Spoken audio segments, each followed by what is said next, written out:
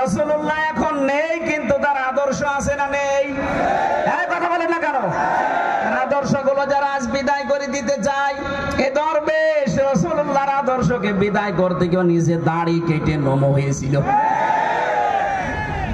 জিজ্ঞাসা করছে, আপনি দাড়ি কেটে ফেললেন, আপনি একটা নাফরমান, গালি দিবা না? দাড়ি কাট রাখা সুন্নত, আর জান বাঁচানো। আমি সুন্নত ফেলে দিয়েছি জান বাঁচানোর জন্য, কিন্তু বাঁচতে পারলাম না, নৌকা আমারে ধরিয়ে দিয়েছে। এরা আল্লাহর নিয়ামতকে উলট পালট করে ফেলেছে। ওয়াহাল্লু কওমাহুম দারাল বাওয়ার, ওরা জাহান্নামের দিকে জাতিকে পরিচালিত করেছে মূর্তি পূজার মাধ্যমে, বাবা পূজার মাধ্যমে। আপনি দেখেন না কেন 15.5 বছরে মিলে যাচ্ছে না? হিন্দুদের সংগঠন নয়, এর প্রতিষ্ঠাতা যেই লোকটা প্রভুপাদ স্বামী, একটা ইহুদি, খ্রিস্টান চার্চে লেখাপড়া করে হিন্দুদের কিছু মানুষকে মোটিভেশন করে ও একটা নতুন হিন্দুদের ধর্মের বদনাম করার জন্য এই কাজটা আরম্ভ করেছিল। সুতরাং ইসকনের নাম নিয়ে আপনি বিশৃঙ্খলা করবেন, আপনাদেরকে কিছু বললে আপনি তারা দুনিয়ায় জানাবেন যে আমাদের সংখ্যালঘু নির্যাতন হচ্ছে। আজকে ভারতে তাকান, অনেক মসজিদ ভেঙ্গে ভেঙ্গে তারা আজ মন্দির বানাচ্ছে। কথা বলে না কেন? বাংলাদেশে ইতিহাস আছে যে কোন মন্দির ভেঙে আমরা আজ পর্যন্ত মসজিদ বানিয়েছি?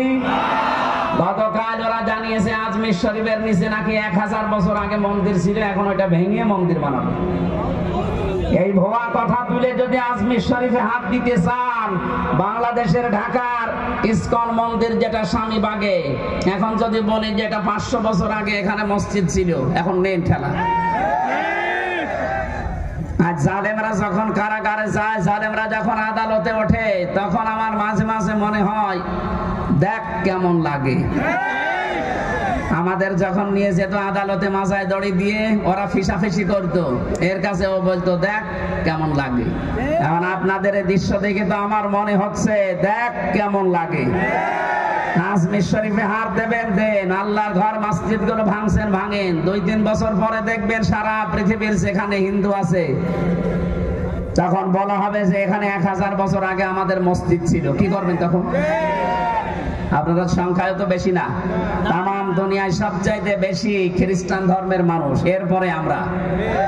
কথা বলে না কেন? খ্রিস্টান 250 কোটি আর আমরা 200 কোটি, হিন্দু আছে 130 কোটি। এক একজন যদি এক একজনকে আপনি ভাগ করে দেন, তাও তো পারবেন না। সুতরাং যে ষড়যন্ত্র আরম্ভ করেছেন, এটা থামান। ইউনূস সাহেবের এক কথায় আপনার সব উল্টাপাল্টা হয়ে গেছে, তাও তো কিছু করে নাই। ইউনূস সাহেব যদি যা বলেছিল ওইটা করতো, এতক্ষণ পর্যন্ত ভারত এই 7 সিস্টার সব ভেঙে গুড়িয়ে যেত। ওনাকে দুর্বল মনে করবেন না, ওনার পেছনে যা আছে আপনি টের পাচ্ছেন না। আজকে সকালবেলা আমি 45 মিনিট দেখেছিলাম আমাদের টকশো গুলো, পাগল হয়ে গেছে। এই জন্য যেটা রেকর্ড হচ্ছে সারা দুনিয়ায় যাবে, এটা শুধু এখানে সীমাবদ্ধ নেই। এই জন্য কথাগুলো বললাম, যারা এই ষড়যন্ত্রে মেতে আছেন, কিছু দালাল মিডিয়া সহ, আপনারা থামবেন। হাওয়া দিয়ে উস্কানি দিয়ে মানুষদেরকে বিপদে ফেলে দিয়েন না। হাজারো মানুষ কিন্তু জীবন হারাবে এই উস্কানিতে পা দিলে। আমরা এরকম কোন উস্কানিতে, ফেসবুকের কোন উস্কানিতে পা দেব না ইনশাআল্লাহ। আমরা যেন জালেম না হই, মাজলুম থাকি। আল্লাহ আমাদেরকে মাজলুম বানান, জালেম না বানান। বলেন আমিন। দরুদ আর সালাম পাঠ করার মাধ্যমে আমরা আরম্ভ করছি সূরা নাহাল। একটা মিলিয়ে আমি একেবারে খাপের খাপ এই জায়গায় মিলাবো, তারপরে যাব। আল্লাহ পাক বলেন, দারাবাল্লাহু মাসালান ক্বরিয়াতান কানাত আমিনাতাম মুতমাইন্না। আমি একটা গ্রামের উদাহরণ দিচ্ছি তোমাদের সামনে। কে বলছেন? আল্লাহ বলেন একটা গ্রামের উদাহরণ তোমাদের সামনে দিলাম। কি ছিল সেই গ্রামে? 2টা কথা আয়াতে আল্লাহ দিলেন। কানাত আমিনাতাম মুতমাইন্না। 1 নম্বরে সেই গ্রাম ছিল নিরাপদ, 2 নম্বরে ছিল নিশ্চিন্ত। এমন একটা গ্রামের কথা আল্লাহ কোরআনে কারিমে আয়াতে আমাদেরকে শোনাচ্ছেন যে গ্রামের বৈশিষ্ট্য পেলাম কয়টা? আরো জোরে। 1 নম্বরে গ্রামটা নিরাপদ ছিল, 2 নম্বরে গ্রামটা ছিল নিশ্চিন্ত। 1947-এর আগে আমার মনে হয় বাংলাদেশ এরকম একটা বিষয় পার করেছে। কথা বোঝেন? এই দেশটাও ঠিক নিরাপদ এবং নিশ্চিন্তে আমরা বাস করতাম। হঠাৎ করে এই দাদাদের ষড়যন্ত্র মতো 2 পাকিস্তানকে ওরা আলাদা করে দিল, নিজেরা আলাদা হয়ে আমার 2টাকে এক করে আমাদের আলাদা করে দিল। এরপরে তো আমাদের নিরাপদ এবং নিশ্চিন্ত জীবন উঠে গেছে, সব চাইতে বেশি উঠে গেছে। এর পরের শব্দে দেখেন, ইয়াতিহা রিজকুহা রাগাদাম মিন কুল্লি মাকান। 1947-এর আগ পর্যন্ত, যদিও এটা বাংলাদেশ সম্পর্কে না, এটা কাবা শরীফ নিয়ে আল্লাহ জানিয়েছেন মক্কা। তাফসিরে ইবনে কাসিরের ভেতরে মক্কা এই শব্দটা দেওয়া আছে। মক্কা তো এত নিরাপদ ছিল, তামাম দুনিয়ার ভেতরে ওই সময় এত নিশ্চিন্ত ছিল, বাইরের মানুষগুলো এখানে এসে নিরাপদ এবং নিশ্চিন্তে বাস করত। তামাম দুনিয়ায় 257টা রাষ্ট্র। 1947 সালের আগ পর্যন্ত আমি ইতিহাসটা পড়েছি, যারা মুরব্বী আছে জিজ্ঞেস করবেন এই দেশেও নিরাপদ এবং নিশ্চিন্তে বাস করা যেত। ষড়যন্ত্র করে আমাদেরকে এমন একটা অবস্থায় 2টা জিনিস ওরা তুলে দিয়েছে। আজ আর নিরাপত্তা নেই, আমরা নিরাপদ না। 2 নম্বরে আমরা নিশ্চিন্তে বাসও করতে পারি না। আমাদের কাছে রিজিক, উপকরণ, জীবন উপকরণ যেগুলো আল্লাহ বিভিন্ন জায়গা থেকে পাঠাতেন, বিশ্বের বিভিন্ন জায়গা থেকে আমাদের রিজিকের ব্যবস্থা হতো।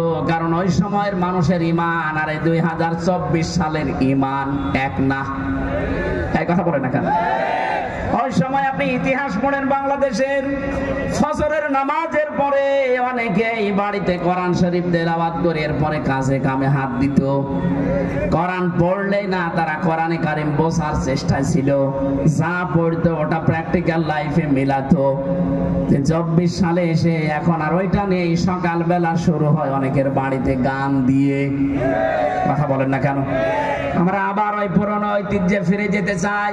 ফজরের নামাজ অন্তত জামাতে পড়ার পরে নারী পুরুষ বাড়িতে হোক যেখানেই হোক আল্লাহর কোরআন দিয়ে দিন শুরু হবে। কারা কারা এটা মেনে নিতে পারেন দেখি তো? লিল্লাহে তাকবীর। এই হাত তোলেনি কে দেখেন তো? আলহামদুলিল্লাহ। থাক, এই মাহফিল সাকসেস হবে যদি সকাল থেকে আমল শুরু হয়। আর এটা করার জন্য আপনারা এই মাদ্রাসা প্রতিষ্ঠা, এখানে কোরআন শেখানো হয় না। সুতরাং আমি আশা করব ছেলেদেরকে মেয়েদেরকে অভ্যাস গড়ে তুলতে হলে এরকম জায়গায় দেবেন।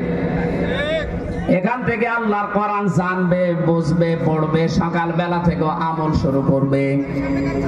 তাহলে আপনার পরিবারে, সমাজে, রাষ্ট্রে একটা নিরাপদ এবং নিশ্চিন্তে বসবাসের গ্যারান্টি আমার আল্লাহ আপনাকে দিয়ে দেবেন। কারণ নিরাপত্তা এবং নিশ্চিন্ত শহর বানাতে পারেন কে? কোরআনে কারিমে আল্লাহ জানিয়েছেন, ওয়ামান দাখালাহু কানা আমিনা। এই ভালো করে খেয়াল করেন, ওয়ামান দাখালাহু কানা আমিনা। আল্লাহ পাক বলেন এই যে কাবা শরীফ যেটা, এখানে আসলে সে নিরাপদ। এখানে আসলে কি নিরাপদ? কেন? কারণ এই জায়গাটা কন্ট্রোল করছে আল্লাহ ফেরেশতাদেরকে দিয়ে। এই পৃথিবীতে একটাই জায়গা যেখানে তাকিয়ে থাকলে সওয়াব পাওয়া যায়, কাবা শরীফ। যতক্ষণ তাকিয়ে থাকবেন সগীরা গুনাহগুলো আল্লাহ সরিয়ে দেবে, আর একটা একটা করে নেকি লিখতে থাকবে। এখানে এরিয়ার ভেতরে কেউ প্রবেশ করলে সে নিরাপদ পেয়ে যায়, নিরাপত্তা পেয়ে যায়। এটা দেন কে? আরো জোরে বলেন। বাংলাদেশ তো আর কাবা শরীফ না। এই কথা বলেন না কেন? 6000 কিলোমিটার দূর আমরা কাবা থেকে। ওখানে গেলে যেহেতু নিরাপত্তা পাওয়া যায়, স্বস্তি পাওয়া যায়, শান্তি পাওয়া যায়, ভয় দূর হয়ে যায়। তাহলে আমাদের এই 56,000 বর্গ মাইল যদি আমরা নিরাপত্তা দিতে চাই, আল্লাহর কোনো ঔষধ নেই। সূরা আনআম 82 নম্বর আয়াত ভালো করে বাড়িতে মিলাবেন। আল্লাহ আল্লাহ পাক বলেন আল্লাযীনা আমানু ওয়া লাম ইয়ালবিসু ঈমানাহুম বিযুলমিন উলাইকা লাহুমুল আমনু ওয়া হুম মুহতাদুন। বলেন আল্লাহু আকবার।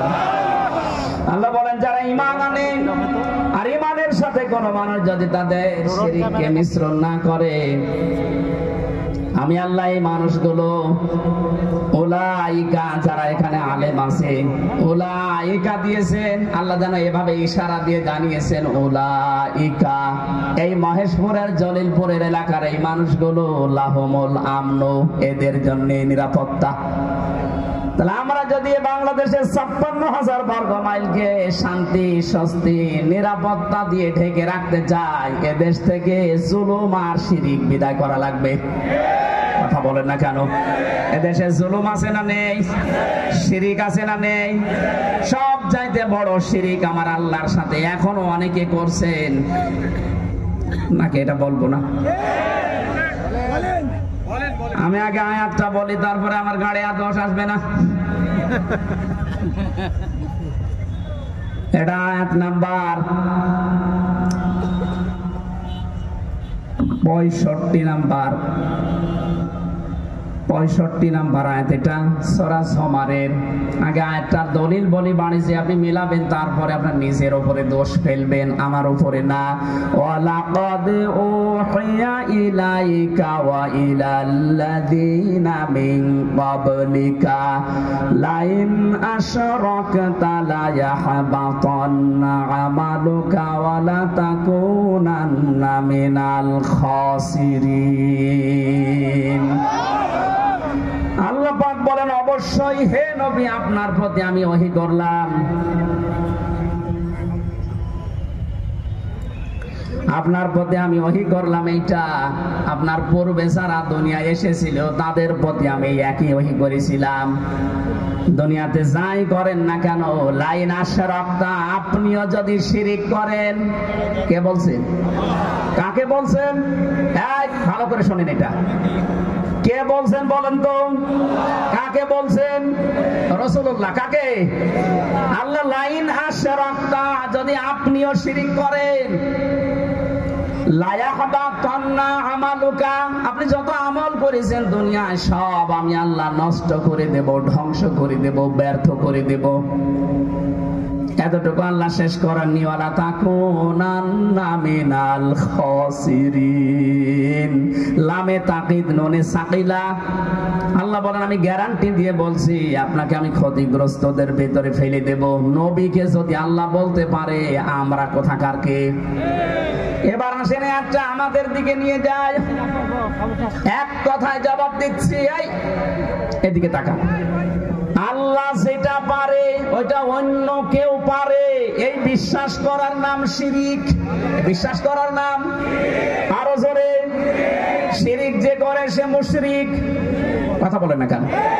ইন্নাহু মাইয়ুশরিক বিল্লাহ, যে ব্যক্তি শিরিক করবে, ফাকাদ হারামাল্লাহ, তার জন্য আল্লাহ হারাম করে দিয়েছেন আলাইহিল জান্নাহ, জান্নাতকে, মাওয়াহুন নার, তার স্থান একটা জায়গা আছে, তার নাম আগুন। তার নাম কি?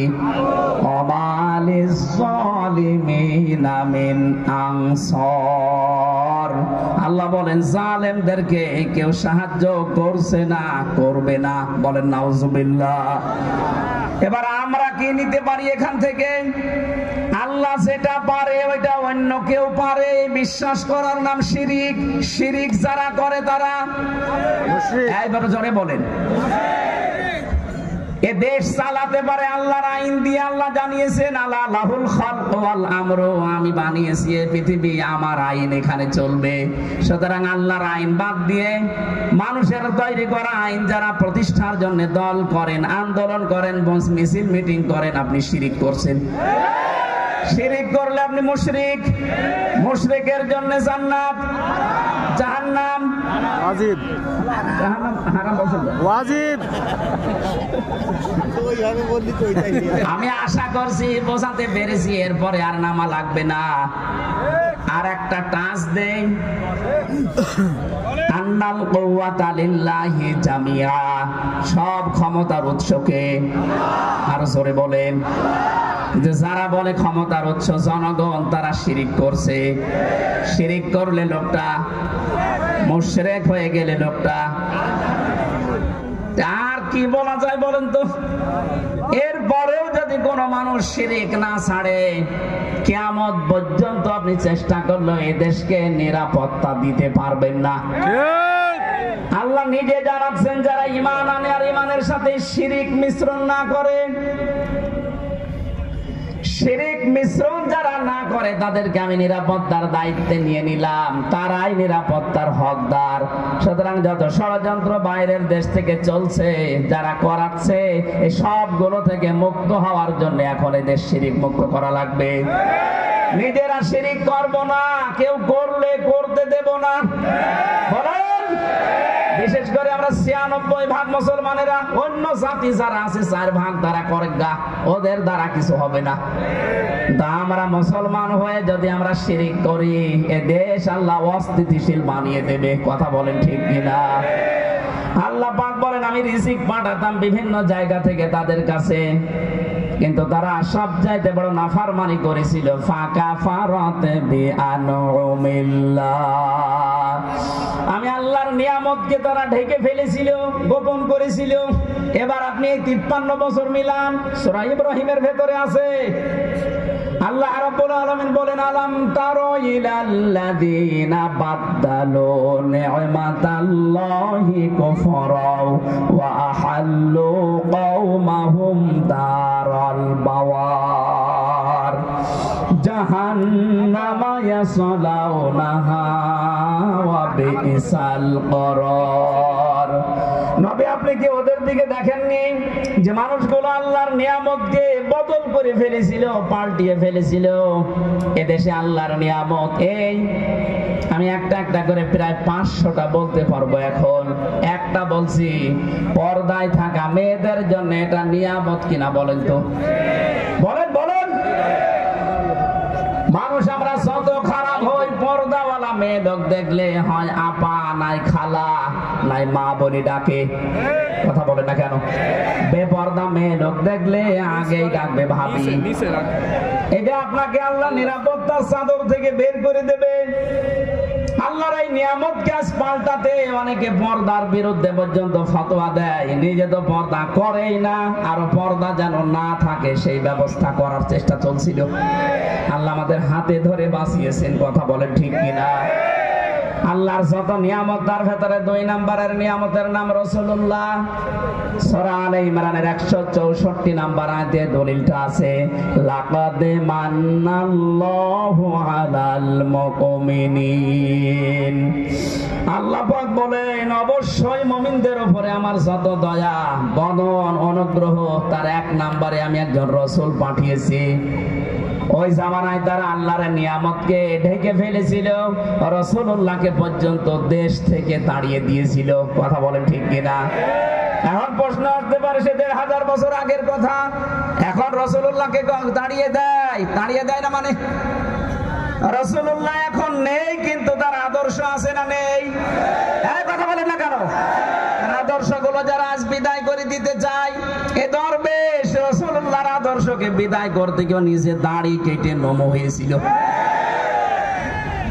জিজ্ঞাসা করছে, আপনি দাড়ি কেটে ফেললেন, আপনি একটা নাফরমান, গালি দিবা না? দাড়ি কাট রাখা সুন্নত, আর জান বাঁচানো। আমি সুন্নত ফেলে দিয়েছি জান বাঁচানোর জন্য, কিন্তু বাঁচতে পারলাম না, নৌকা আমারে ধরিয়ে দিয়েছে। এরা আল্লাহর নিয়ামতকে উলট পালট করে ফেলেছে। ওয়া হাল্লু কওমাহুম দারাল বাওয়ার, ওরা জাহান্নামের দিকে জাতিকে পরিচালিত করেছে মূর্তি পূজার মাধ্যমে, বাবা পূজার মাধ্যমে। আপনি দেখেন না কেন ১৫.৫ বছরে মিলে যাচ্ছে না? ওয়া হাল্লু কওমাহুম দারাল, জাতিকে জাহান্নামের দিকে পরিচালিত করছিল। ইয়াসলাউনাহা, সেখানে তারা থাকবে চিরকাল। বিইসাল করার, কত নিকৃষ্ট জায়গা সেটা। জালেমদের পরিণতি এখন দেখেন প্রায় জাহান্নাম হয়ে গেছে। আরো জোরে বলেন। আগামী আগামীতে কেউ যদি জুলুম করে তাদের পরিণতি আল্লাহ ঠিক এইটাই করবে। এজন্য শেষে দিয়েছেন ওয়াবিসাল করার।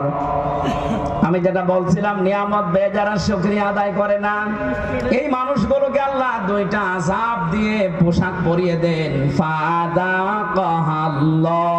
লিবাসাল জুই ওয়াল খাউফ। এক নম্বরে আল্লাহ আস্বাদন করার মজা চাকান। এত নিয়ামত দেওয়ার পর যখন মানুষ মানে না, তার এক নাম্বার শাস্তি হিসাবে আল্লাহ ক্ষুধা দেয়, দুই নাম্বারে ভয় দেয়। বিমা কানু ইয়াসনাউন, কারণ তারা যা করেছে এর প্রতিদান এইটা। এদেশে 15.5 বছরে আলেমদের উপরে যত জুলুম অত্যাচার নির্যাতন হয়েছে, বাংলাদেশ স্বাধীন হওয়ার পর থেকে এত বেশি হয়নি। কথা বলেন ঠিক কিনা? ওই জামানায় তারা রাসূলুল্লাহকে মানে নাই, কষ্ট দিয়েছে। এই জন্য আল্লাহ ভয়ের পোশাক, ক্ষুধার পোশাক তাদেরকে পরিয়েছেন। এই জামানায় যারা রাসূলের নেই, কিন্তু রাসূলের উত্তরাধিকারী আলেমরা আছে, এদেরকে যারা সম্মান দেয় না, এদের মতামত নেয় না, এদেরকে আরো জুলুম নির্যাতন অত্যাচারের জর্জরিত করে, তাদের জন্য আল্লাহর শাস্তি দুইটা। এক নম্বরে দুর্ভিক্ষ, খাবার থাকলে আপনি খেতে পারবেন না। জেলখানা এখন যারা আছে, এই যে জালেমগুলো ধরা পড়েছে, আপনি তাকান, এদের টাকা পয়সা কম নেই। এই যে আমো সাহেব টাকার উপরে ঘুমাইতো, কর্নেল ফারুক খান, ওর খাটের নিচে কত টাকা পাওয়া গেছে। সব চাইতে বড় ধনী বাংলাদেশে এই দরবেশ, অথচ এখন আমাদের মতো এই মাটিতে এখন শুয়ে আছে ফ্লোরে।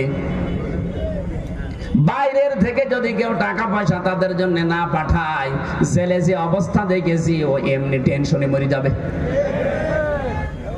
আল্লাহ রাব্বুল আলামিন জানিয়েছেন এইটাই, যে যারা আমার নিয়ামত পাওয়ার পরে শুকরিয়া আদায় করে না, এই মানুষগুলোর জন্য আমি আল্লাহ এক নম্বরে ক্ষুধা, অভাব, দুর্ভিক্ষ, দুই নম্বরে ভয়, এটা আমি ঢুকিয়ে দেই, জাতির সামনে যেন এইটা না আসে।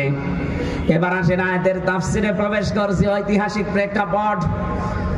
নবীজি বলেন, আমি যখন জিবরাইলের সাথে উপরে যাচ্ছিলাম আল্লাহর সাথে দেখা করার জন্য মেরাজে, আকাশে ওঠার সময় দেখলাম কিছু মানুষ, কিছু পিপিলিকা উপরে উঠতেছে, কালো কালো, আবার কালো কালো পিপিলিকা নামতেছে। জিজ্ঞাসা করলাম, আখে জিবরাইল, হে ভাই জিবরাইল, কালো কালো কি ওঠে, কালো কালো কি নামে? ফেরেশতা বলে, হে নবী, আপনার উম্মতের আছে, অপরাধ করে, গুনাহ করে, পাপ করে, পাপগুলো কালো পিপিলিকা হয়ে উপরে যাচ্ছে। আর ওই যে নামতেছে ছোট ছোট পিপিলিকা, আল্লাহ পাক এই পাপের কারণে দুনিয়ায় যে আযাব গজব গুলো পাঠাবে, ওইগুলো পিপিলিকা আকারে যাচ্ছে। এই আয়াত থেকে প্রমাণ হয়, দুনিয়াতে আমরা যা করি এই গুনাহর কারণে আল্লাহ আমাদের জন্য শাস্তি নির্ধারণ করে পাঠায়। এজন্য এমন কোন অপরাধ গুনার কাছে নিজেদেরকে জড়াবো না, যে গুনার কারণে আল্লাহ আমার উপরে আবার গজব নাজিল করে। কথা বলে ঠিক কিনা? সবচাইতে বেশি গজব নাজিল হয় মানুষের এই অশ্লীলতার কারণে। এটা এখন আমাদের হাতের ভেতরে শুয়ে গেছে। ইন্ডিয়ায় যে প্রণব করা পত্রিকা, আকাশ সংস্কৃতির নামে মোবাইল, কম্পিউটার, টেলিভিশন, আকাশ সংস্কৃতিতে যেগুলো পাঠাচ্ছে, এর দ্বারা সবচাইতে বেশি ক্ষতি হচ্ছে মানুষের চরিত্রের। আরো জোরে বলেন। আমরা গোপনে যে গুনাহগুলো আজ করছি, এই গোপন গুনার কারণে আল্লাহ কিন্তু শাস্তি পাঠাবে। আপনি দলিল হিসাবে সূরা রুমের 41 নাম্বার আয়াতটা দেখতে পারেন, যাহারাল ফাসাদু ফিল বাররি ওয়াল বাহার বিমা কাসাবাত আইদিন নাস। আল্লাহ বলেন, জলে স্থলে যে বিপদ আপদ গুলো দেখতে পাও, বিশৃঙ্খলা, একটাও আমি পাঠাই না, এগুলো সব তোমাদের হাতের কামাই করা ফসল। সুতরাং আমরা গুনাহ করলে আমাদের কপাল নষ্ট হবে। কথা বলেন ঠিক কিনা? গুনার কারণে মানুষের ভাগ্য নষ্ট হয়, সে গোপনে বলে না প্রকাশ্যে বলেন। এই 15.5 বছরে তো প্রকাশ্যে জুলুম চলেছে, এখনো পর্যন্ত অনেকের জুলুম থেমে নেই, গোপনে চালাচ্ছে। এই কথা বলে না কেন? কত মানুষ এখনো পর্যন্ত বাজার ঘাট, এমনকি বিভিন্ন জিনিস দখল করার মাধ্যমে মানুষের উপরে জুলুম চলছে। এটা বন্ধ করা দরকার, কারণ এই জুলুমের কারণে যে গজব আসবে, আপনি একা মরবেন না, আমারে নিয়ে মারবেন। 2 তলা নৌকা চলছিল, উপর তলায় আমরা মনে করেন 50 জন আছি, নিচ তলায় আছে 50 জন। পানি নেওয়ার জন্য সবসময় উপরে আসা লাগে। আমরা উপরে যারা আছি যদি বলি বেন ডিস্টার্ব করেন কেন, নিচে তো পানি আছে, একটা তক্তা খুলে নিলেই তো হয়। ওরা বলছে ঠিক আছে আর আসবো না, নিচে সেই রাগ করে একটা তক্তা খুলতেছে। ওপরে আমরা যারা আল্লাহর ওলি মার্কা মানুষ বসে আছি, যদি বলি যে যা করছে করুক গা, লা ইলাহা ইল্লাল্লাহ, বাঁচতে পারবেন? বলেন বলেন। আপনাকে বাধা দেওয়া লাগবে, নিচে যে তক্তা খুলতেছে যদি বাধা না মানে মারা লাগবে, না মায়ে যদি না মেরে ফেলা লাগবে, কারণ আমাকে বাঁচা লাগবে। কথা বলেন ঠিক কিনা? ও যদি জোর করে তক্তা খোলে নিচে ডুববে না, আমারে নিয়ে ডুবাবে। এখানে যদি কাবা শরীফের ইমামও থাকে সেও ডুববে। এজন্য আমরা চাই, জুলুমের কারণে দেশটা গোল্লায় গেছে, আবার যদি কেউ জুলুম করার চেষ্টা করেন গজব তো আসবে। ওই যে পিপিলিকা হয়ে নামতেছে, এই গজব আসলে শুধু আপনি একা ধ্বংস হবেন না, আমাদেরকেও নিয়ে মারবেন। এজন্য আমাদের বাঁচার তাকিদে হলেও আমাদেরকে বাধা দেওয়া লাগছে। জুলুম করব না, জুলুম করতে দেব না। কথা বলেন ঠিক কিনা? যেখানে যেখানে জুলুম হয়েছে সবগুলো বন্ধ করার দায়িত্ব এই দেশের মুসলমানদের এখন। আর সেই সময় কিন্তু এখন আসতেছে, কোন জালেম যেন চেয়ারে বসতে না পারে, জালেমরা যেন ফিরে না আসে। যে জালেমরা পালিয়েছে এখনো পালাবে, ওদের তালিকা করে করে মোড়ে মোড়ে টাঙিয়ে দেবেন। যাদের কারণে আলেমরা এদেশে কথা বলতে পারে নাই, এ মাইক কেড়ে নিয়েছে। কয় আপনি কোথায়, আজকে আসেন, মাইক দিয়ে দিলাম, নেন আসেন, মাইক নেন তো দেখি কেমন সাহস আপনার, আজকে আসেন। কুষ্টিয়াতে যাদের কারণে আমি কোরআনের কথা বলতে পারতাম না, মাঝে মাঝে বলি কয় আসেন, কেউ আসে না, সব পালিয়েছে। এখানেও যারা ঢুকতে দেয়নি, এই মহেশপুরে আসার কথা ছিল, আল্লাহর ওলি আসতে দেয়নি। কোথায় আপনি আসেন, আওয়াজ আপনার বাড়িতে যাচ্ছে আমি জানি, আসেন। আজকে মাইক কেড়ে নেন, নাম আবার নবীন সামসন, মাইক আমি আজকে দিয়ে দিলাম, নেন। মহেশপুরবাসী, মূল কথা এইটা, আমরা যে যে ধরনের অপরাধ করব, এই অপরাধের কারণে কিন্তু এই পৃথিবীতে আযাব আর গজব নাযিল হবে।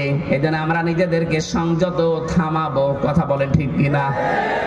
যদি না থামাতে পারেন, আয়াতের পরবর্তী যে শব্দগুলো এবার আল্লাহ বলছেন, নাকি শেষ করে দেব? হ্যাঁ, থাকবেন কারা কারা শেষ পর্যন্ত? দেখি হাত তোলেন তো, হাত তোলেন, দেখেন তো হাত তোলেনি কে, দেখে তো, ওই যে একটা লোক হাত তোলেনি, তোলেন, তুলে রাখেন, হাত তুলে রাখেন। হোসাইন কই? এবার এই মাদ্রাসার মাহফিল, একটা খরচ আছে এদের।